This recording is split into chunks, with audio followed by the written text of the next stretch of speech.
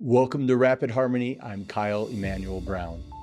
This is a space for high-achieving souls who want more than outcomes. You want resonance, you want truth, you want a life that moves with purpose instead of pressure. Here, we explore success with the soul and direction with depth. We slow things down just enough to hear your own wisdom again. We breathe, we question, we remember the part of you that never needed permission to leave. Every conversation is an invitation to trust yourself more than the noise around you, and live from that clarity that rises when you stop forcing and start listening. Take a breath, settle in, let's begin. Marni, what if your voice isn't just how you communicate, but it's the actual medicine you came here to bring to the world? I would say the answer is yes. It's exactly that. It is, in fact, a very powerful tool for communication, but it is absolutely the medicine that we were born to share with the world. I would argue that it's not only what we're here to share with the world, but it's medicine for ourselves. So I actually had this download really strongly yesterday. So fascinating that you bring up this question today. As humans, we are born with everything we need. We are healing machines. And our voice is a powerful tool, if not the most powerful tool that we have to heal ourselves. So if you think about mechanisms like hypnosis, different practitioners will say, you should really do self-hypnosis, record yourself and listen to yourself. And it's because your voice has specific healing properties that are targeted just for you. I believe that everyone and everything is frequency. Everything is vibration. And our voice holds a specific vibration and frequency that is attuned to us, attuned to our purpose, our why. And then from there, as we really attune to our voice and to our frequency, our voices activate other people. And so they resonate, they heal just by being true. So the more attuned that we are, the more medicine we develop with our voice, and the more that we use our voice to heal ourselves, the more we can actually share that with the world. I love that. That's the rippling effect of one candle lighting 1,000 and only getting stronger. That's right. It's beautiful. Thank you.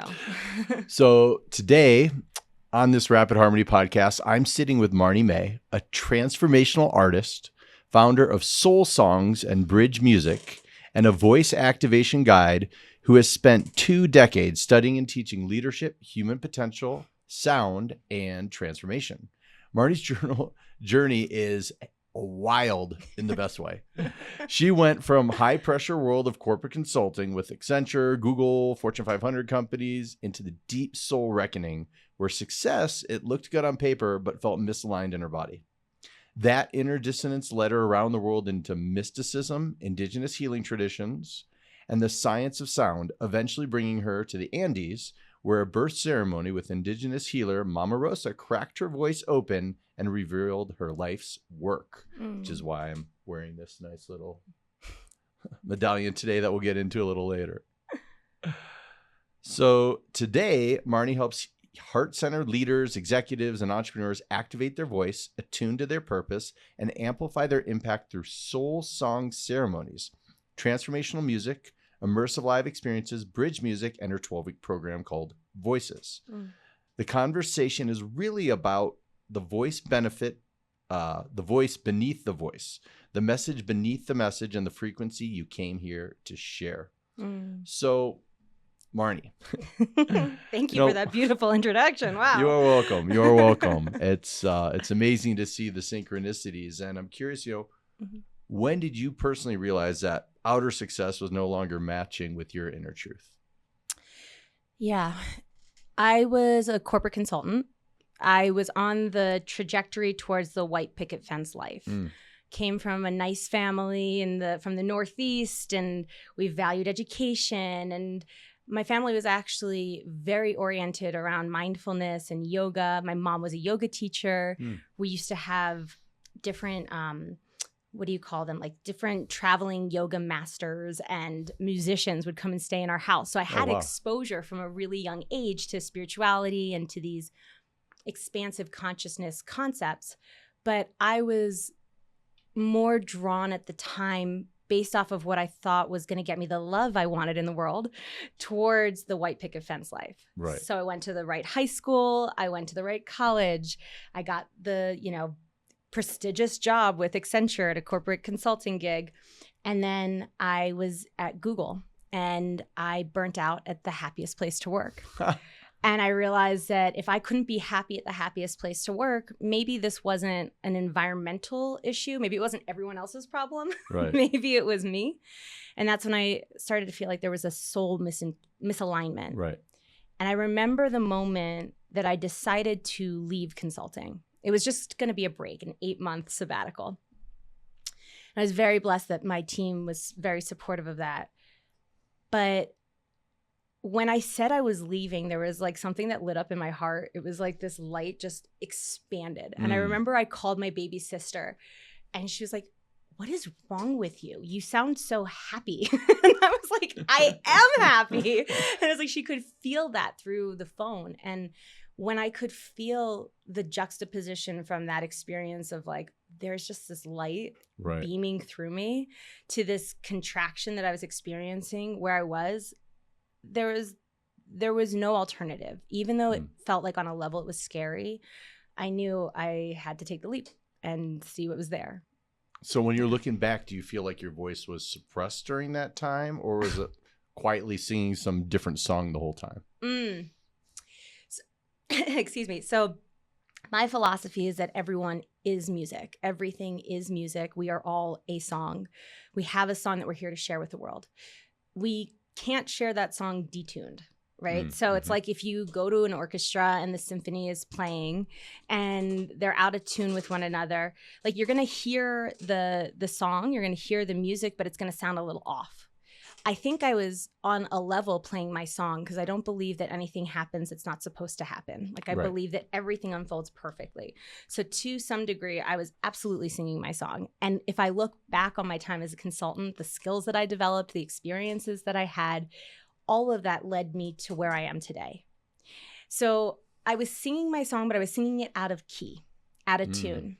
And so I was resonating with, attracting in the people, the experiences, the opportunities that attuned to that kind of slightly out of tune version of myself. Right.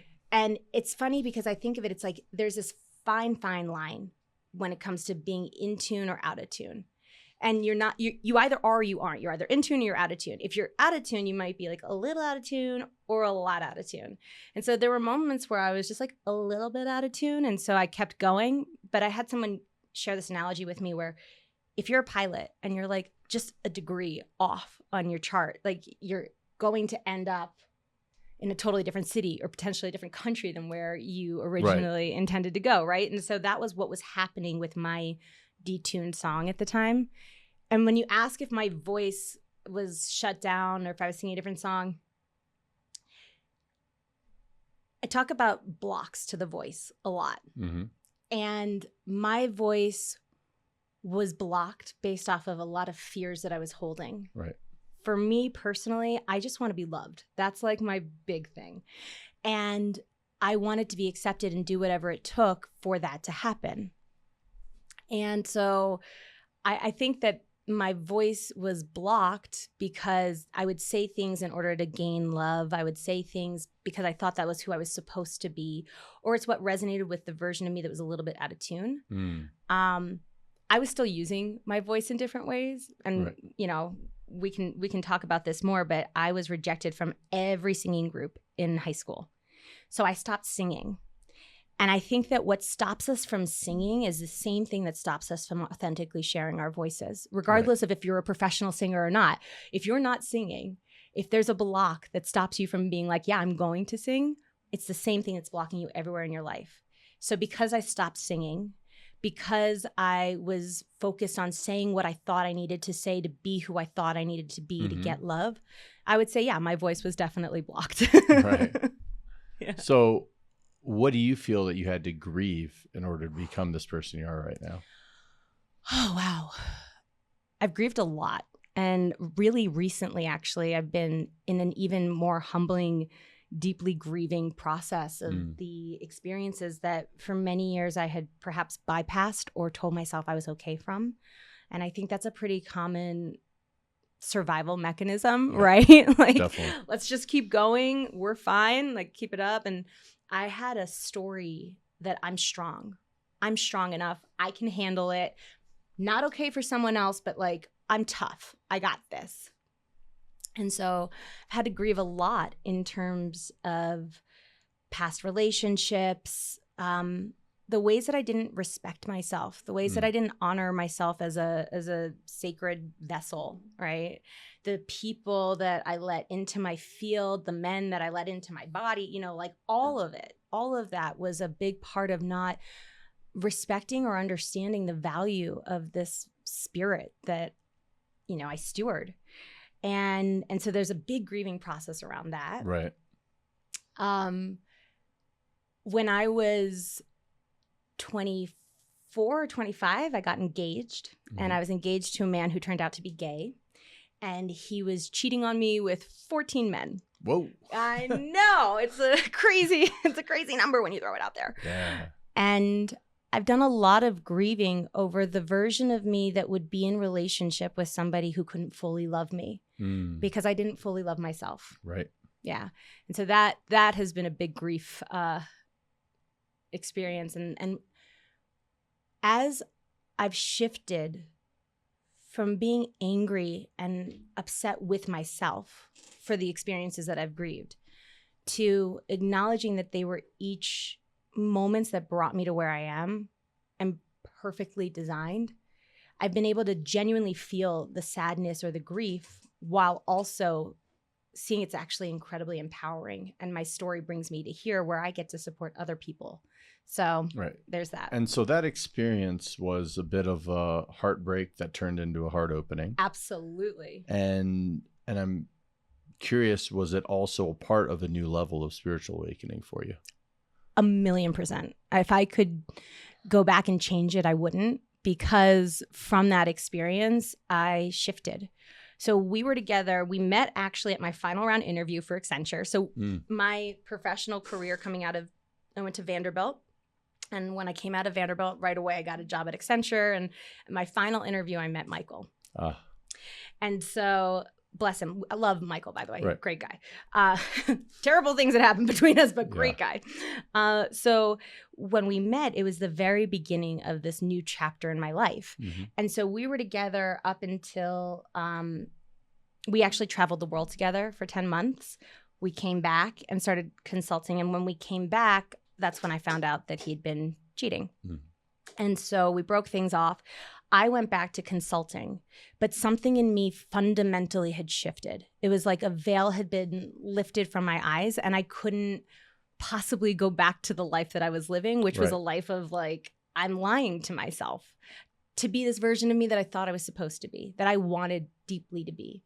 And so I would say it was absolutely heartbreak that led to heart opening and put me on the path to learning how to trust myself. Because in that relationship, I was giving away my power.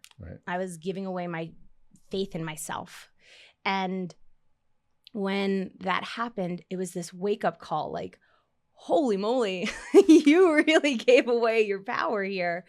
What gets to shift? And that shift was me connecting deeply to spirituality. And that's what ultimately led to leaving the corporate world and going on the mystical journey that I've been on for the last 10 years. It sounds like in a bunch of ways, this all ties to not only your truth and your voice, but also self-abandonment. Oh my gosh. Yes. If you want to talk about my personal block, it is self-abandonment, 100%. And that reclamation of self-worth and clarity has been the ultimate unlock for my voice, 100%. Well, I love to get into the unlock your voice and specifically around the Andes and your experience with the birthing ceremony with Mama Rosa. It's one of my favorite experiences ever. So, this was at the very beginning of my spiritual journey, meaning I'd been connecting to spirituality, again, like I'd said, since I was a kid, but rejecting it to some degree so I could fit in with the corporate world and all the, the accolades that I was looking for. When I decided to leave Accenture, I thought I'm going to travel the world and I'm going to heal myself so I can heal the world. That was a very grand thing. And it was going to happen in 8 months. I was going to do it all. Perfect. 10 years later, we're still on it. So at the beginning, when I was mapping this out, I had a couple of ideas of what I'd wanted to do. And I wanted to work with different shamans, and there were certain places that I would go. And there's that saying that God makes plans and people laugh, or people make plans and God laughs. That's right. I mean, I don't laugh at God's plans anymore. But when people make plans, God laughs. And so I had all these grand plans. But then I went on a retreat that my sister was leading. And there was a woman named Mama Rosa, and she was a medicine woman, and she came to do clearings for us, limpias. And so after she did the clearing for me, she kind of stopped everything in front of everyone and presented me with this totem. And she said, I see shamanism in you.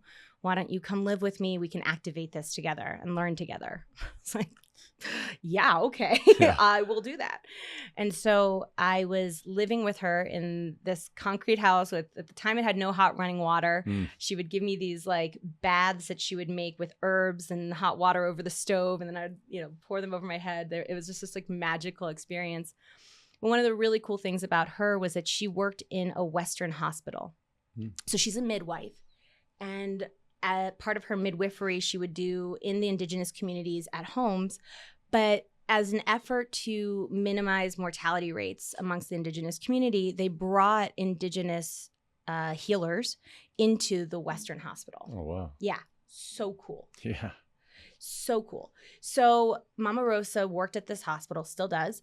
And she brought me to the hospital to, like, people would come into the hospital to get clearings. Like, they would come with their eggs, and they would, clearing is a traditional energetic clearing technique. So they would come in to get their egg clearings in the hospital. It was so fun. But a couple times, Mama Rosa invited me to actually support her in deliveries. And what you're specifically speaking about was I think it was the first delivery that I was ever in. And what they don't tell you about delivery is it is like the miracle of life. And it is also incredibly traumatizing if you do not know what's going to be happening. Totally. You know the end result, you don't know the journey. You know how you get there. Right. It's a fun surprise. That's right. So I'm here in this room, and there's this, like, I think she must have been about 16 or 17-year-old indigenous woman. And that's a pretty typical age for pregnancy and delivery in this community. But she had never given birth before and was incredibly scared. So you could see just stressed and tense and crying. And Mama Rosa looks at me and she said, you have to sing to her. Meanwhile, at this point in my life, I'd been rejected from all the singing groups. And so I created this story that nobody wanted to hear me sing, and actually that my voice could hurt people. And I didn't want to hurt her. And so this girl, when I started to sing, her body just relaxed. And there was this like calm that came over the room. And it was because Mama Rosa trusted me. She said, I was like, no, I don't want to hurt her. Mama Rosa's like, you have to sing, like, trust yourself. She didn't tell me what to sing. She just said, do it. And so I did. And I saw this woman just relax. And then the next day I went into the hospital room to check on her and the baby. And the mom asked me to sing to her again. And then she said, when you sang, the pain went away. And what I realized in that moment was it wasn't about me having a good voice or a bad voice or anything like that, that the voice, like you asked me about at the beginning of this, is medicine. It has the capacity to shift our brain state such that our physical reality changes. The Bible starts with, and God said, let there be light, right? Our voices speak reality into existence, whether it's on a level that we can experience or a frequency and dimension that we're not able to see. We're actually creating universes, and literally we're creating through our voices. So for you, was this experience like, wow, I'm discovering something new, or do you feel like it was like, oh, wow, I'm remembering something ancient? It's a great question. It's probably a combination of both. At the time, my thought process was, I got to get out of the way. My fear would have stopped me from singing. And then this woman would not have received the relief that she had.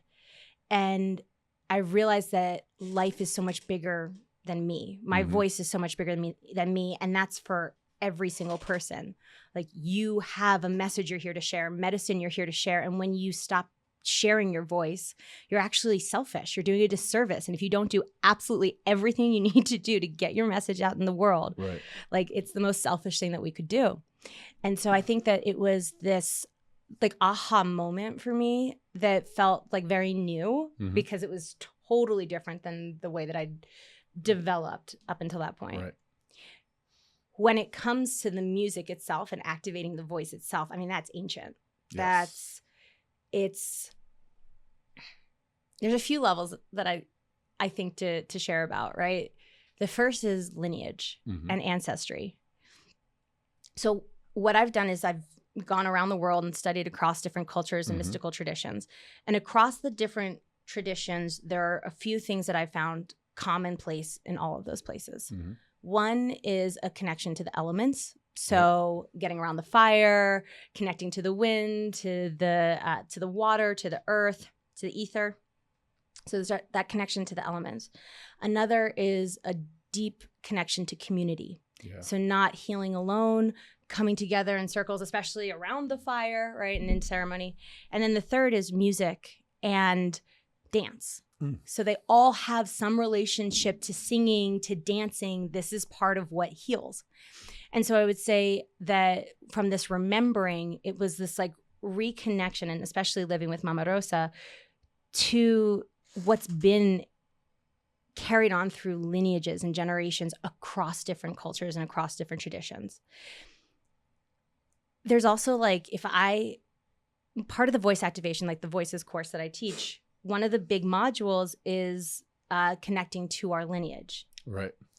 And integrating our lineage. The pain that they felt, that we epigenetically carry in our systems, the wisdom that they carried, that we are standing on their shoulders to bring next generations of wisdom into this existence, and the voices that they had quieted, right? There are a lot of our past generations. There's a lot of people I hear talking about, I'm responsible for breaking this curse from my lineage. A lot of people in the spiritual community, it's like, oh, well, now I have to do this. And it's like, no, this is the biggest privilege of a lifetime. Right. There's no have to. There's no have to. It's like how blessed that generations in the past had their voices blocked, but they had the wisdom of the voice inside of them. Right. But we are in a time where we get to activate our voices, where we get to share our voices. And so from that perspective, it's a remembering of what's always been there. It's this ancient. Okay. Yeah. Okay. So when I was in India, I've been to India a few times. I've taught in India. I've learned and studied in India. And I was going to India for a detox called a panchakarma. It's a Indian Ayurvedic cleanse on a spiritual, physical, and emotional level. So the doctor who was treating me was a deeply, deeply wise spiritual man. And he was telling me about how the sages of old, when they would go up into what Joe Dispenza might call the 5D, Rumi would call the field, this space where we're one with the divine. When they would go up and they would experience that frequency, that experience, and they'd come back and try to share it with the world, mantra was their best attempt. It was sound. And I believe that music is a direct language through which we connect to spirit and the divine. Yep. So ultimately, this remembering is the oldest remembering there possibly could be, because it's, in my interpretation of the world, the foundation of life. So I love your connection to indigenous wisdom. We both share that in a really beautiful way. I've jokingly called myself an indigiju as well as a way to describe that. And I think part of that is, tapping in again to your own personal ancestry and lineage. Yes. in addition to all those that you study throughout the world and those experiences. And I'm Mm-hmm. curious, how for you has indigenous wisdom, sound, and ceremony shaped your own personal understanding about leadership? Oof. So I've been studying and teaching about leadership for the last 20 years, Mm-hmm. which is crazy because I'm only 17 years old. So I just don't know how it's possible. In the womb, you were doing master classes. I was. Like, I don't know how this is possible. So I've been studying leadership for the last 20 years. And I started at Vanderbilt studying human and organization development with a focus on leadership and organizational effectiveness. And the lens that I took there was very cognitive and like modern day psychology lens, right? Very framework oriented, very, I would say, masculine in its approach to understanding leadership. But I learned a lot. And I learned that there are ways to develop our leadership. And there's also an inherent capacity for leadership that exists in all of us. And my interpretation is that leadership is something that has been covered up in a lot of us because of the fears that block our voices from being shared. Right. But leadership is a scary place to live. Being a leader has you out front and it's very exposed. And so I had that kind of cognitive awareness, and then I went into the corporate world and was supporting leaders in different ways. And then when I went to the spiritual side of things and the indigenous communities, obviously, I mean, to me, leadership is the willingness to go first, the willingness to step up and say, I'm here and here's where I'm going, and to invite people to come on that journey with you. That's leadership to me. Love that. And so spirituality or indigenous communities, obviously within indigenous communities, there are spiritual leaders who are deeply connected to their purpose, their mission, and to something bigger than themselves. Right. I would say I'm a God girl, the universe, higher power, the divine, spirit, whatever you want to call it. I believe there's something bigger than us. Right. And that each of us is put here with, I mentioned that soul song, that frequency we're here to add into the orchestra of life. And so what the indigenous practices have taught me is a much more feminine approach to connecting to leadership, from the perspective that I'm a vessel. Like, I am a channel for what this consciousness wants to experience here on Earth. And when I get out of the way, I can step into what's in flow, what the universe has conspired to co-create, and bring people on that journey with me. And so it's much less about, it's a balance, right? Masculine and feminine, in my experience, we get to balance both of them.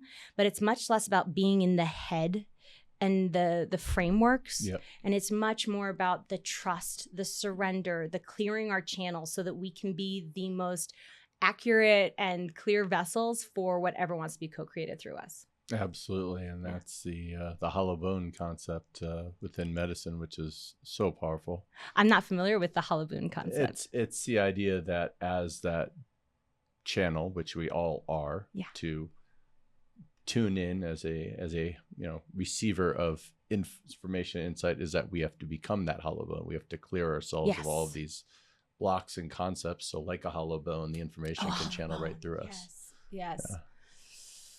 Yeah. So I want to flip the coin for a minute. Okay. And have you help us out, because you say something that I agree with, which is the idea that everything is frequency. Yeah. But for the skeptical but curious entrepreneur who's listening, what does that actually mean in practical terms of everything being frequency? Yeah. So it's something that we say. I'm going to first share a framework that I use to think about life. And I use music as a metaphor for life and a tool for transformation. So everything can be looked at through the lens of music. So a lot of the time you'll hear people say things like, I didn't like the frequency of that, or that didn't feel like the right frequency for me. Or you'll hear people say, oh, that really resonated. Or I want to create harmony in my life. Or there's dissonance here, right? These are all musical terms that revolve around frequency. And from a physics perspective, it's proven that everything is vibrating. Everything is frequency. I think it's really cool to think about the fact that science is proving every cell in our body is humming because it's vibrating at a specific frequency. So there are different types of frequencies. There's sound frequencies like sound waves, there's light waves, there's all kinds of things that we can see and not see, but everything is vibrating and everything is frequency. Frequency literally means how frequently something is occurring. So how often does that wave repeat itself? Yeah. And so higher and lower frequencies create different experiences. And I believe that our emotions have frequencies, our thoughts have frequencies, our voice has a frequency. Mm-hmm. Practically speaking, how can we apply that in our lives? It means that we can attune to different experiences. As a leader, your vision has a frequency. Mm. If you are not attuning to the frequency of your vision, it doesn't matter how loud you scream, you are going to be silenced. If, for example, you're holding on to a belief, you hold within you a frequency of a belief that is counter to your vision or what you're sharing, they're going to cancel each other out. And it's really cool. Like if you're a sound engineer, there's different ways of looking at how frequencies can actually cancel each other out. But we as people actually hold frequencies. And so when we're sharing something, people can feel where we're coming from. They can feel our authenticity, whether they're cognitively aware of it or not. And so attuning to the frequency of what you're committed to creating is, I think, critical for something coming into fruition. So what can sound unlock that mindset work alone can't? Oof. I love this question because I have done a ton of mindset work. Yes. And there's this train of thought that we can affirm until the cows come home. But if we don't believe it, it's not like there's that dissonance. There is the destructive interference is a physics term for what happens with the frequency waves. And so sound has the ability to bypass the conscious mind. Music, specifically music, we have a lot of memories that come up with specific songs, right? So if you think about a time you were really upset, really disappointed, something was really not working, and then maybe you put on or heard a happy song. And you can't stop bopping, like you can't help yourself. So sound has the ability to bypass that conscious mind or the experience that we're in to physically shift the frequency that we are in. Yeah. And I think it is powerful because our minds are really powerful and can be really slippery and really tricky. And so we could do a lot of mindset work and still be in a place of self-abandonment, still be in a place of people-pleasing, still be in that place of I am not in trust, but rather in fear. Right. And when we're with music or sound, it's almost inevitable. Like the frequency that's created through that experience shifts our experience. And so we don't need the mind. It goes past the mind and supports the physical shift. So one place that I play that I've found really fun is my wife is a fantastic cook, cooks all the meals at home, and I'm on dishes duty. Love that for you. I hated past tense dishes. Yeah. Hated it. As a kid, I think it was because it was like a mandatory chore. There's probably some neuroassociation around it. And so what I did was I said, well, I can mess around with frequency a little bit to get myself to love dishes. And so what I did was I said, okay, we have the Beatles and Bob Marley, two musicians I love. They're both tuned in around 528 hertz, the love frequency. What if I put those music on while I wash the dishes and get into flow state? Yes. And so I started this back in like 2018 or 2017. And now dishes are awesome because I get instantly into flow. I've got the music in the background. I'm singing along and I'm cleaning, and all of a sudden I look and it's like I'm done. And then now I'm scrubbing the counters and I'm going, and I'm the antithesis of a clean freak or OCD. I'm more ADHD than OCD. Relatable. But for some reason, when it comes to the cleaning and going, I'm like, well, I want to finish the songs I'm going. And then it's just completely shifted my vibe. Yeah. So that's one side where I noticed that was interesting. And the other side is the self-identification around a certain vibration Mm-hmm. that has an emotion associated and how Yeah. the music lines up to it. So I went and saw Blink 182. Great band. Used to work with some of the guys. Uh-huh. And so I'm sitting there and I'm like, great, we got Blink here. And I know what their vibe is, which is a little like Raskillian. It's very Alan Watts-esque in motion. And then they had an opening band that was like death metal. It was like angry death metal version of Eminem. Yeah. And then they had a super emo opening band. Uh-huh. So you had three totally different frequencies. non-harmonious emotions and vibrations in the audience, and you would watch how the different people would interact. And I'm just in total observer mode, and I'm watching.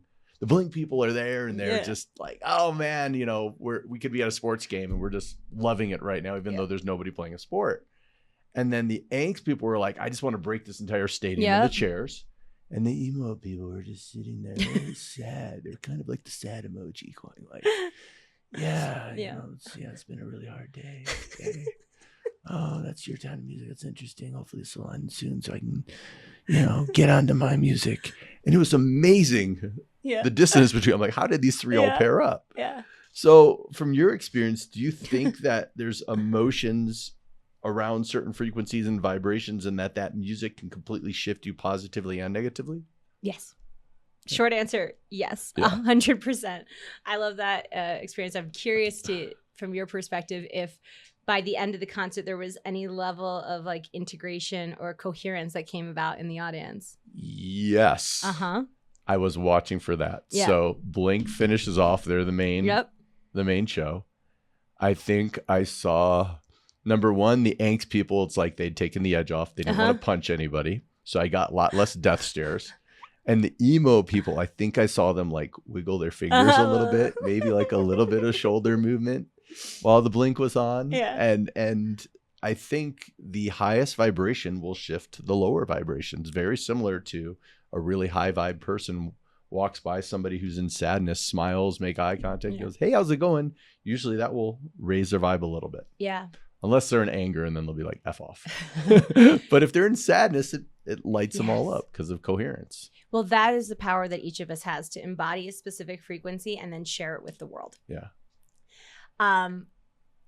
There were a few thoughts of things that I wanted to share with you as a result of that. But I do believe that music has the power to bring us into coherence. And that right now, the world we live in, the pain that we're experiencing, the wars that we're seeing, just this feeling of like polarity in extreme views. I believe that exists because we're living in a dissonant song right now. And what's possible is coherence and resonance and even better harmony. Everyone gets to have their unique experience. There is no frequency, in my opinion, that is better or worse. Like, I kind of hate the perspective of high vibe. Like when people are like, oh my God, that's so high vibe, or they're so low vibe. Like, no, it's just a vibe. It's just a vibe. And the judgment rather than the acceptance or the awareness of the vibe is the problem, not the vibe itself. And so when we're uncomfortable with the situation, when we can be with the situation, with the frequency that we're in, then we can choose where we want to put our awareness to, because all frequencies exist within us. Right. We have the capacity to attune to any frequency. So when we stop trying to shift it by rejecting a frequency, we actually create space to then attune and tune into where that other frequency we might want to go to exists to be there. I think the polar side of that is labeling yourself as a frequency. Yeah. So if you're like, I am goth, and now I'm wearing all black, and my lipstick's all black, and everything is all black, and my music is all dark. Yeah. Like, you've now put yourself into this label of I am this. Yeah. And I love how you can feel a home resonance around certain things with music and identity. Yeah. But ensuring that you don't lose the fluidity of it. I have this saying that I think that we put ourselves into boxes so that we can break free of them. Oof, I love that. That's powerful. That landed with the producers too. Yeah, that's good. That's powerful, right? Woo. Yeah, so, say that one more time. we put ourselves into boxes so that we can break free of them. Oh, you need to get that t-shirt made. Like yesterday. I'm getting a mug. And on the back says soul songs. Soul songs. Dang. I love it. So I came up with that when I was looking at things like astrology and human design and finding so much benefit from learning about those different modalities and myself through the lens of those modalities. So I'm a projector, or, you know, I'm a Pisces. I don't know. So astrology, I'm a little less familiar with, honestly. Everyone here in Boulder knows their rising and their moon. And I'm like, I have no idea. And I should, at this point, being here for so long, I should really know these things. Right. But anyways, putting ourselves into a box is super supportive. An ex of mine, actually, really amazing corporate shaman guy. He, when I was getting excited about astrology and human design, showed me a study that they gave a room of college students their astrology readouts. And they were like, oh my God, this is so me. It's so perfect. And then they were like, oh shoot, we gave you the wrong piece of paper. Pass it to the person to your left. They gave everyone the exact same readout. But what happens is that our minds will start to resonate with what it is we need to see in that moment. That's right. The information that we need, right? That's the filter that we look through. So it's going to resonate somehow. Right. And, you know, coming back to this identifying as goth, I think that from our hunter-gatherer times, a core desire is to belong. And so when you have an identity, it creates an inherent belonging.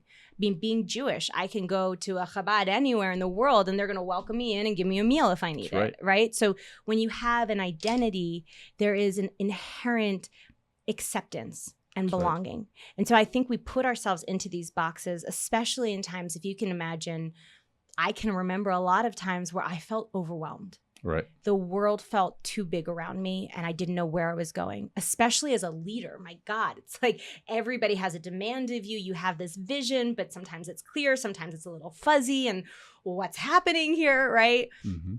Sometimes I felt so big that I just needed to feel small for a little bit. Absolutely. And so these boxes help us to recenter, to reattune, and then ultimately break free, because in Judaism and Kabbalah, they say that, yes, it's written in the stars, but we can rewrite the stars.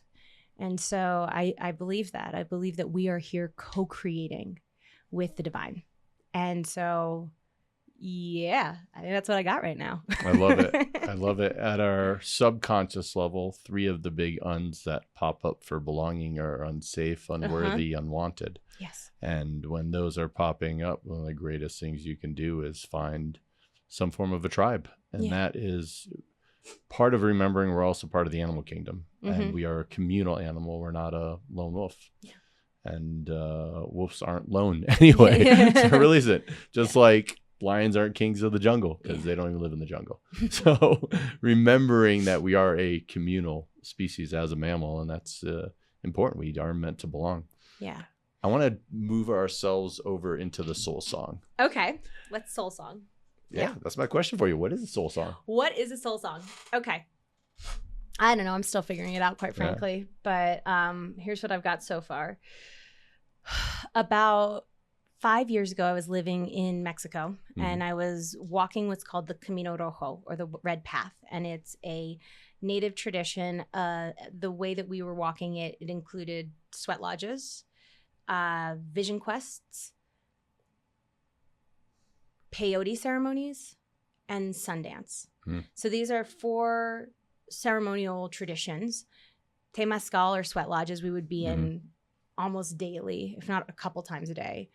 Vision quests, we would host them twice a year. The peyote ceremonies were quarterly, and the sundance was once a year. And so it was like a path that everything was leading you to be prepared for the next thing. So through sweating, we were preparing for ceremony with the peyote. Through that, we were preparing for being completely sober and in the jungle for us for 4 days with no water and no one but silence and our prayers. Through that, we were preparing for this 4-day ceremony of offering ourselves to the sun. And so through this process, I learned a great deal about myself. Yeah. A lot. including ways that if I were to go back and do it again, didn't love the way I showed up there, right? But it's all learning. And so when I was in my second vision quest, first or second, I think it was my first vision quest. I did 2, and they're amazing. Silence is like amazing. Silence without distraction in a vision quest. That one. Right. There's silence and I'm by myself and I'm hiking and camping and exploring. And then there's like, hey, here's your little circle. Stay here. Yeah. That's a whole nother ballgame. A whole other ballgame. And I would say any level of silence is supportive.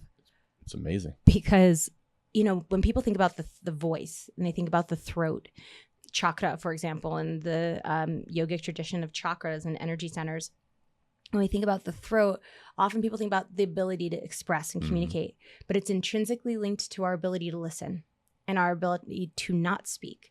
Because an overactive voice, like an overactive throat chakra, is speaking at inappropriate times, taking up a lot of the space without attunement to what's necessary in that space. To be silent, to be overly silent can be a problem too, right? If you're not expressing yourself, not sharing is a detriment to the world. But the ability to listen to what's around you, to spirit, to what wants to come through you. Right. It's like silence is one of the most powerful tools for opening our channel. And music is created from the space between the sounds, right? Absolutely. And I have heard it said that the most powerful sound that we have in music is silence.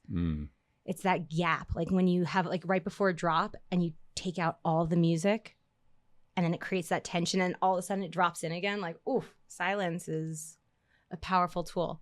All right, so coming back to the question of what soul songs are.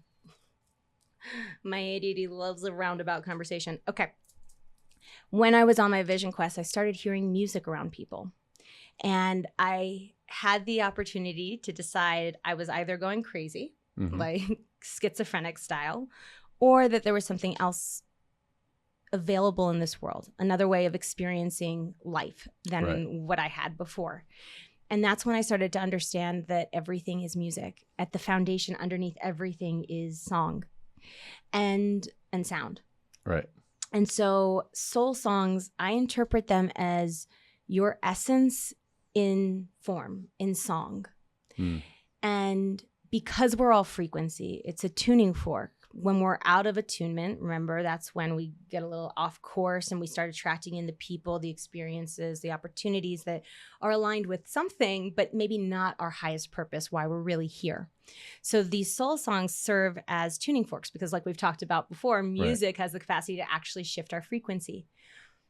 What happens is, it used to be that I would just like be walking around and hearing music all the time. And I do have that lovely form of neurodivergence where everything becomes a song. So you can say something and all of a sudden like I think of a song. Mary Poppins-itis or something right, like that. Is that what it's called? I don't know. I just made that up on the spot. I love that.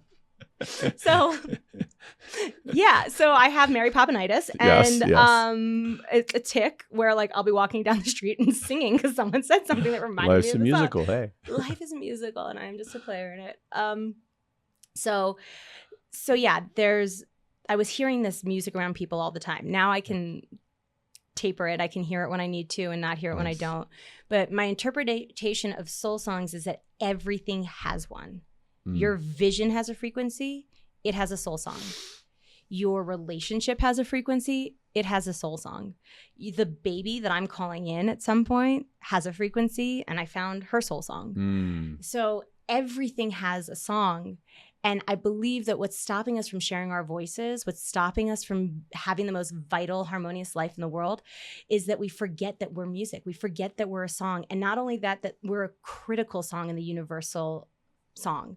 So universe, one song, multiverse, multiple songs, right? We are all here co-creating a universal song. We are instruments in a universal orchestra. Soul songs are tuning forks to attune to our why. Mark Twain said that the two most important days in a person's life are the day that they're born and the day that they discover why, which means that each one of us has a why. And we're critical. It's like saying that it's like going to a symphony and saying that any member not being there would be okay, right? It's incomplete. When we don't offer our voice to the world, when we don't sing our song fully, the harmony and vitality of the universal experience is diminished. And when we're trying to resonate, meaning sing the same song as someone else so that we can fit in or belong, we're doing a disservice to the world. Yes, we're amplifying that song, but we're doing a disservice to the world because there's an opportunity for harmony. And that's what I see possible for the world, is people hearing their song, remembering that they're music, so that they activate that authenticity that they came here with to share it with the world so that each of us can experience harmony. So speaking of sharing that harmony with the world, this is a perfect time. I would love if you're open to sharing a little bit of music rather than everyone just hearing this through their left brain, letting them feel into a little bit of what this type of magic is like. I'm trying to feel into if I want to use the drum or not, or if I just want to use a rattle or just my voice. Let's see. Let's tune in. Let's see what's available here. It's kind of like a tinny, intense noise. I think we're just gonna do voice right now. I think so. So what happens is individuals have soul songs, communities have soul songs, missions have soul songs. So like this podcast has a soul song. Nice. Okay. For the people that it's here to support, Love it. To resonate with. When I tune in, it's a bit of a ceremony. So we open up this space for me to hear the song and for me to ultimately get out of the way. Now, if I want to, I can just start listening, but I find it really supportive to just like take the moment to be in reverence for what's available here. Nice. Then I'll tune in. So each of us is like an antenna. Yeah. And again, we talked about clearing this channel, but when we tune into different radio stations, we get different songs. And so I'll be tuning in to, okay, what's the station? What's the frequency that wants to come through for the people who are watching this podcast right now, who are connecting to their voice even more deeply because they're leaders and the world needs their voice right now. That's right. And so that's what I'm going to tune into. And so this song will be uniquely reflective of all of those spirits' songs. And so it's like 1 + 1 = 3. When each of us come together, we start to harmonize. And I'm sharing this because it's important as you hear the song to almost envision this happening. I believe that everyone and everything is contracted on a soul level. So when you and I come together, it's because at some point we contracted that the medicine that you carry and the medicine I carry would support each other and we could elevate our experience so that we could ultimately get attuned to our unique song. Yeah, I feel that. Every group that comes together is contracted, especially when it comes to hearing this song. So the medicine that you carry and the medicine that somebody watching this at another time and space carries can actually be transferred, because what is time and space? That's right. But it can actually be transferred through the frequency of the sound of the song. So I'm sharing this so that you can open up your hearts, anybody watching and listening to the song, open up your heart to receiving the medicine. Time is not linear. Space is, an experience that we have in this 3D reality. But soul songs are beyond that. And so allow yourself to receive the medicine from everyone and everything that's connected to this song. Beautiful. All right. So with permission of Great Spirit and the spirits of everybody who get to hear this song and receive it, I'm going to tune in and then I will share this soul song as a service for activating the voice and for connecting us back to remembrance of our why.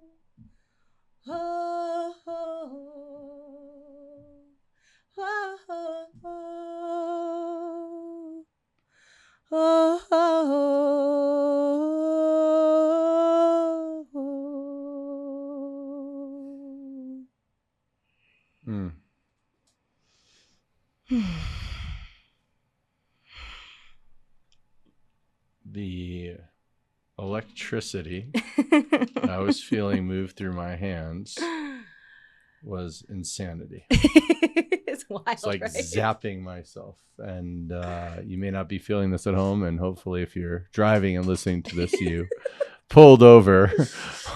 Or maybe it just turbocharged like a nitrous in your sports car and you got pulled over for going 30 over because it just fired you up as well. But it's resonance is so far superior to words. Yeah. It's funny. So there's this like thing that sometimes happens in my jaw where it's like, there's so much energy running that it's, it's wild. Yeah. How do you feel that a soul song helps somebody remember who they are? Because it's their essence. When I'm waiting for a time where I find someone's soul song and they're like, meh. You know? And I think it's because it's not about me. Like when I make it about me, and I have a lot in my life, made everything about me. But when I make my voice or the songs about me, I get in the way of what wants to really come through. But when I can get out of the way and humble myself to be in service, I start trusting what's coming through. Like there used to be like let me tailor this to make it sound prettier or be more like technically, appropriate or whatever it might need to be. When I stopped doing that and I started to just let what wanted to come through and trusting that it was exactly what the person needed, people would say things like, I thought that it would be beautiful, but I didn't expect it to like land that deeply. Or I had one person say, I feel like I've been seeing kind of through a haze, but now I see clearly. Or a friend of ours, I found their soul song, his voice literally changed coming out of the session. Wow. His voice was deeper. It was wild, right?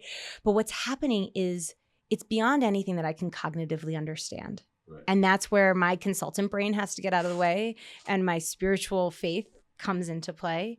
I'd be really curious to do some studies on what's happening on like a physical level with this. But I think there's this reconnection into spirit. And I think that what stops leaders from being really successful is forgetting they're here with a purpose, but that's connected to something bigger than themselves. When we make it about ourselves, it's a problem. It doesn't go as far as it can. But if spirit is putting a mission, a vision into your heart, it's because you're here to share that with the world. And so what soul songs do, it's that reconnection, that replug in to something bigger than ourselves. Yeah. And when we went through my soul song, I felt like it was this powerful soundtrack to my hero's journey. Yeah. And oh, your voice is deeper now. Power. Yeah. Your voice is deeper after that. It's amazing. I've been hanging around a bunch of 11 and 12-year-olds today, and they're singing little Michael Jackson songs around there. I was like, man, you guys can get that high pitch. So they're all seeing the Michael Jackson movie right now. So when I get back to my house, I'm going to be hearing a bunch of altos. That's a wild story, the Michael Jackson story, but he is an extraordinary artist. Just an extraordinary channel. And I think what happens when you're around channels, when you're around open vessels, people feel it. There's a shift. And we started talking about this a little bit earlier. And this idea that like we can shift to the highest frequency, there's a school of thought that it's not actually love that's the highest frequency. It's authenticity. It's whatever is real in a moment. And I think it's something that comes through to me just in this moment is its integrity.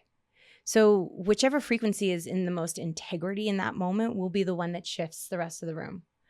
And, like if you walk into a room and you're like, this feels terrible, like bad vibes, right? Like I think a lot of people, we become the thermostat rather than the thermometer rather than the thermostat. And so when we go into a room where there's that bad vibe, like obviously, if it doesn't feel right, get out. But what if we became so integrous in the frequency that we're carrying, so attuned to our song that we bring that anywhere we go? And I actually believe that is what leadership is. 100%. I think a huge part of it is on, I think you nailed it with that integrity, is that so many people love wash everything. And they Light and love. And they lose respect. Like, oh yeah, I love you and I love this and I love that and oh yeah, but I love you. But I'm like, but do you respect him or her? And are you acting in authenticity with reverence and respect for that individual? Yeah. It's moving from that me consciousness into the we consciousness. Yep.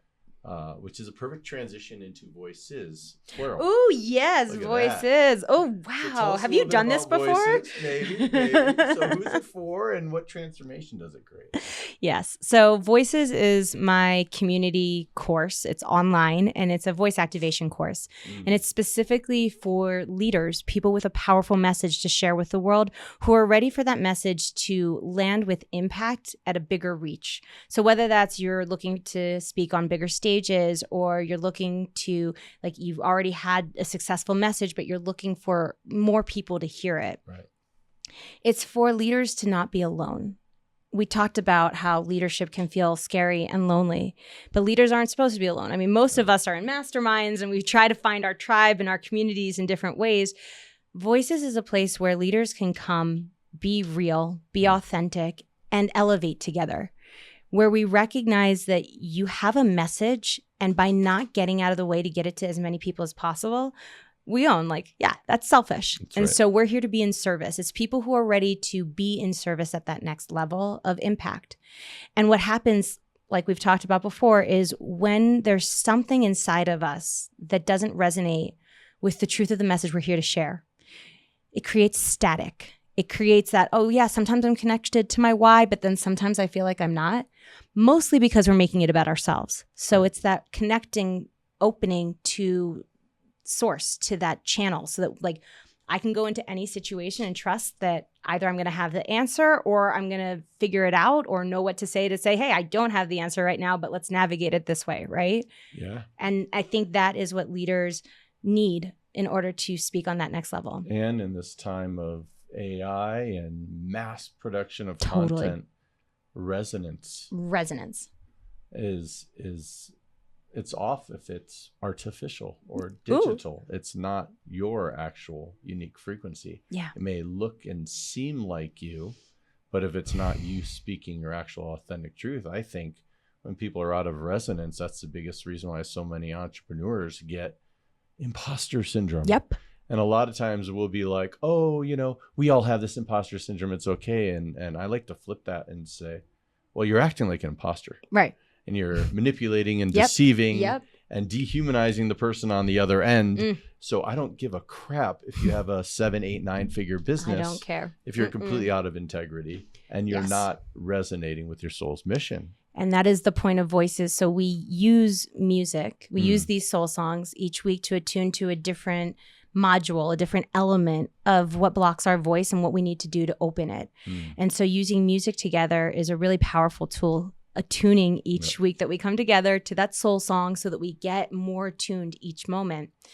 And additionally, I personally believe that whatever stops us from singing is the same thing that's stopping us from sharing our message in the world. Okay. And so it's not that this is a singing course by any means, but we have different vocal people who teach vocal technique to give us different experiences with our voice to unlock, like, what's blocking me here and how can this inform how I show up in the world?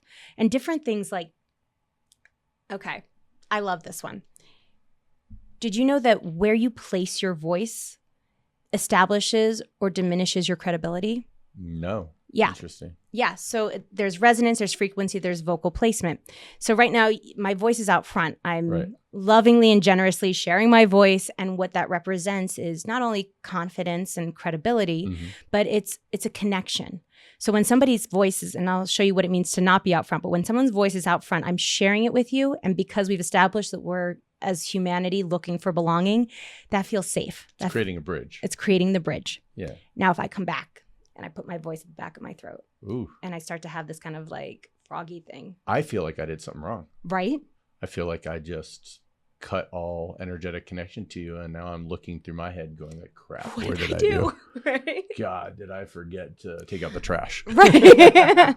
You probably did, but also, but I would still love you. Yes. And so that is the power of vocal awareness, like from a technical perspective. Wow. So we've been talking a lot about like a spiritual perspective, which is really important, really, really important. I cannot stress that enough.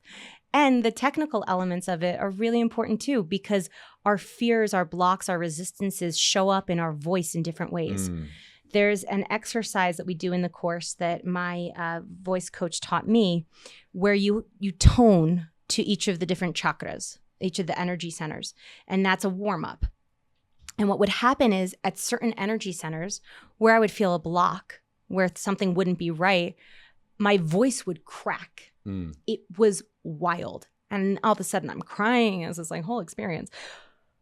But it was this wild awareness that the voice is it's one indicator of what's happening in our system. But when we start to tune it, when we start to train it, but also start to just be aware of it and then attune our systems, anything is possible. I love it. Well, I'm going to let you grab a sip of water because I'm going to hit you with some rapid fire questions. All right, let's go. And we're going to do just like you do with the music, get you out of the head and into the heart and whatever comes through first. I'm ready. Okay, channel's open. Here we go. What is one word that describes the frequency of your life right now? Love. What is one song that changed your life? Celine Dion. My Heart Will Go On. What is one sound that you never get tired of hearing? Probably Om. Oof. Yeah. What is one belief about the voice that you wish everyone would release? That you can't sing, that my voice isn't good enough. What is one thing leaders misunderstand about being seen? I think that leaders misunderstand that being seen isn't about you. That being seen, being visible is an opportunity to be of service.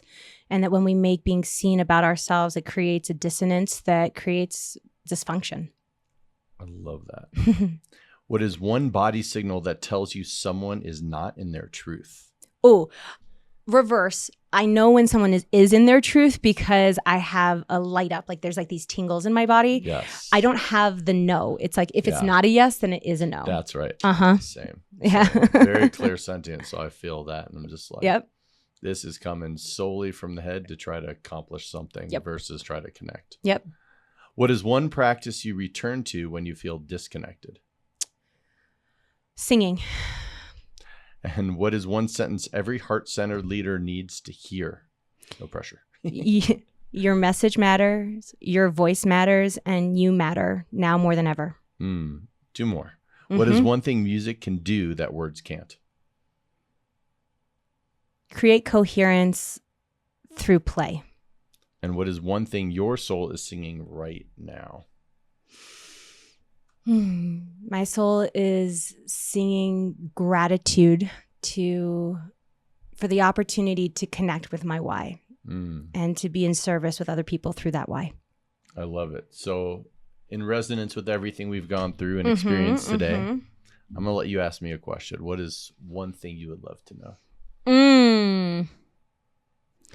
Why do you do what you do? What is your why? There's a really deep inner calling since I was a kid. Painful. And I could not speak my voice and my truth. I was really shy. And that voice and that energetic came out as anger. And so luckily I had weights and I had a punching bag when I was 6 years old. My grandpa boxed. My dad lifted weights. Back with sand weights and really hard punching bag down as a kid. And so I would channel all that energy into moving heavy things and punching things that luckily weren't people. And so for me, that calling has always been there. And there's always been I'm here to do something huge and completely leave this world a better place than when I got here. And that put me through a roller coaster ride. And I think for me, when I got to the place, especially, first it was, I'm going to help everybody get healthy and fit. And I'm like, I'm building this fitness empire and I'm just going to have this huge impact and change the whole world. And I think when I got to this place of burnout and near death and had my own near death experience, I realized I was off track, and I need to embody not only the body part and the mindset part, but the spirit part was lacking, where I had shut it off for a spiritual mission, but I'd shut off the spirit. And I think for me right now, everything that I do, I call fueled by enthusiasm, from the Greek enthusiasmos, meaning fueled by the divine. And the gauge of, is it in alignment? Am I lit up? Am I laughing? Am I playing? Am I actually enjoying this ride? Yeah. And that to me is a great gauge of doing what I'm doing and being present in the now. Yeah. And if I'm not lit up and full of true deep energy, then it's not in alignment. You're perfect. I love you. And that is the plight of a leader, I believe. This like knowing that we're here for a big mission. Yeah. For a big purpose, to be, I think I used to say, to have a big impact. Right. But it's not about like being seen by a bunch of people. It's about being deeply in service. That's right. And so when I took away like, oh, I'm here to be like, to help so many people, and shifted it to, I know I'm here to shift the frequency of this world in one small or large way, right? I love that, because the impact of, I've served, a billion people. Right. I'm like, congratulations, McDonald's. Right. What did you serve them? Right. Info book that they never opened, or a product that they ate and it gave them a stomach problem. Like, who cares? Right. So yeah, I think it's deeper versus wider in general is the thing, and then let that ripple from there. Absolutely. And bringing leaders together to have that ripple effect is critical, so that we know we're not alone and so that we can attune together, because you never see an orchestra with anyone tuning on their own. They're always tuning together. And so those of us that know, that feel it in our hearts, that we're here with a soul purpose, with the intention to literally shift the frequency of collective consciousness, to attune the song from dissonance into harmony, we get to support each other and we get to share our voices again, now more than ever. Well, I think you just set me up for the last question perfectly, which is to finish us off today. What does harmony mean to you? So when you told me you were going to be asking me that question at the end, like that's how you end your podcast, I really thought you had specifically come up with that question for me, because everything I teach is about harmony. And so thank you for creating a space to create more harmony in the world. Harmony to me is the optimal state. When I speak about music as a tool for transformation, but also as a metaphor for life, there are a few phrases that are often used by me. I often use these phrases. The first is frequency, which we've touched on. The second is resonance. And then the third is dissonance. And then that fourth is harmony. So when I talk about dissonance, there can be constructive and destructive interference with frequencies. So it either amplifies somehow or it takes away. Dissonance isn't inherently a bad thing. It's just when things aren't exactly aligning with each other.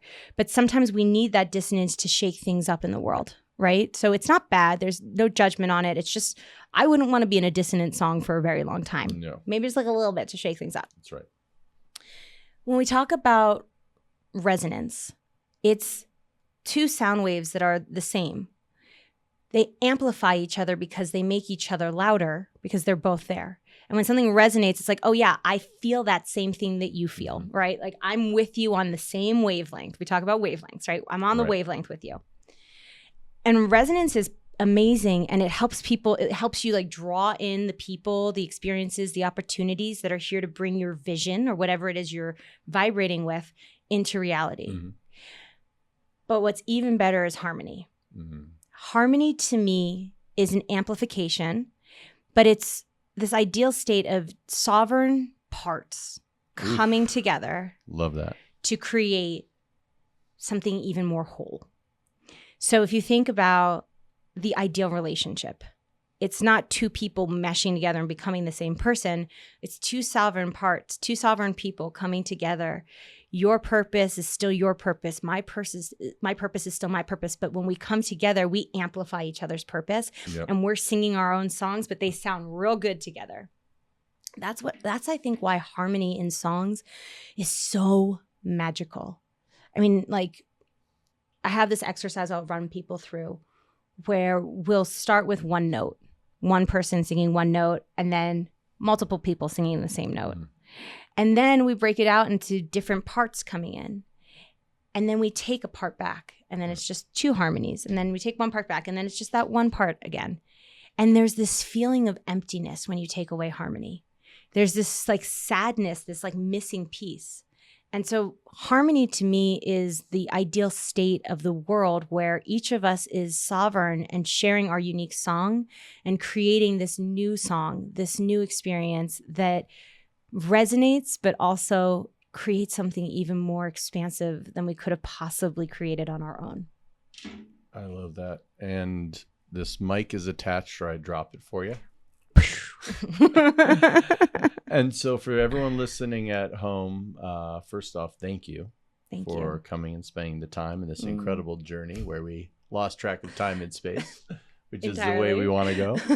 But we're going to have a lot of the links, or all the links, in our show notes. But what is the best way to get a hold of you, and then also look at signing up for the Voices course? Sure. So the best way to get in touch with me is on Instagram at Marni Mayhem, MarniMaehem.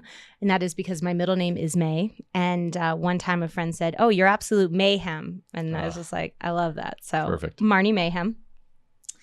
And the best way to find Voices is go.marnimae.com/voices-2026. And we'll put it in the notes. We're going to have that in the links. But if you shoot me a message on Instagram, I will happily share the information. But yeah, Voices starts July 9th, whatever that Thursday is. I think it's July 9th. And it's a really powerful experience. It's a beautiful container. I wasn't planning on doing it again. It was supposed to be a one-off thing at the beginning of the year with the transitions of this, the zodiac and all the things. There's a lot going on. And I thought, wow, we really need to activate our voices. Mm-hmm. So I'm going to do this thing. I'm going to offer it. And it was so successful that people were like, we need to do it again. Can we do it again? And so we've had a community continue to run. And the course itself, it's just like, wow, leaders get to hear their message, their song, and share it with the world even more powerfully. I love it. Thank you. I love it. Well, thank you for coming today, and excited to continue to share you with the world. Excited to share your message with the world as well. Thank you for resonating with me and harmonizing together. All right, my friend, if this episode sparked something in you, don't just wander off into the abyss of the internet. Hit subscribe so you can actually get the good stuff when it drops. And if you're feeling generous or mildly enlightened, leave some love in a review. It takes just 30 seconds, and somehow it feeds the algorithm gods so they notice and more people who really need it. Now, if you want to step deeper into my world, rapidharmony.com is where the real magic lives. Coaching, community, rituals, and a few surprises that are way better than just scrolling around another motivational reel and not doing anything about it. Thank you for listening. Thank you for being you. And remember, your inner harmony isn't hiding. It's just waiting for you to pay attention.